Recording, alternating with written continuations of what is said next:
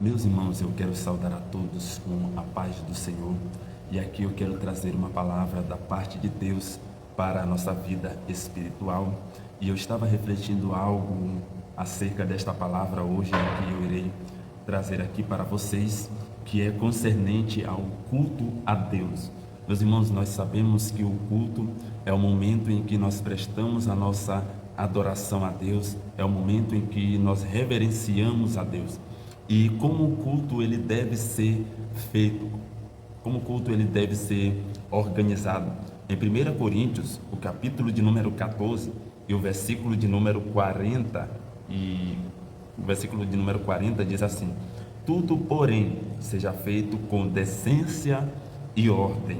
Meus irmãos, nós vimos aqui que a igreja de Corinto estava enfrentando um problema, se tratando de forma eclesiástica. Na hora do culto, os irmãos estavam fazendo culto de forma desorganizada.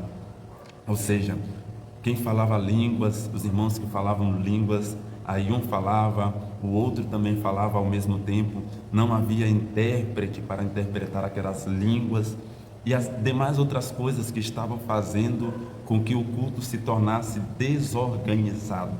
E ali, meus irmãos, nós aprendemos com esta palavra que Paulo ele traz à igreja de Corinto, que o culto a Deus deve ser um culto com ordem e decência.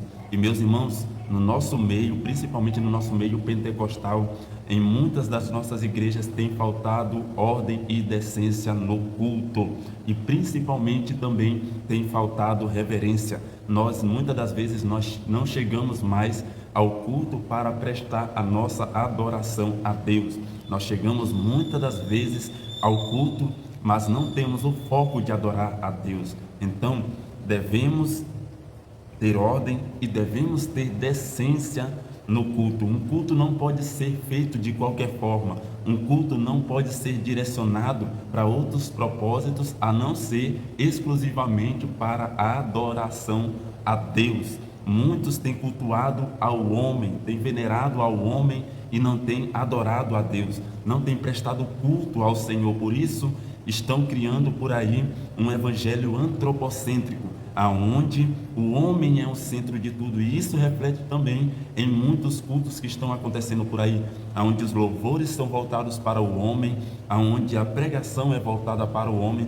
Tudo ali que é feito é voltado para a adoração ao homem, mas um culto verdadeiro deve ser voltado para a adoração exclusiva a Deus. Amém? Que Deus possa abençoar a vida de cada um de vocês.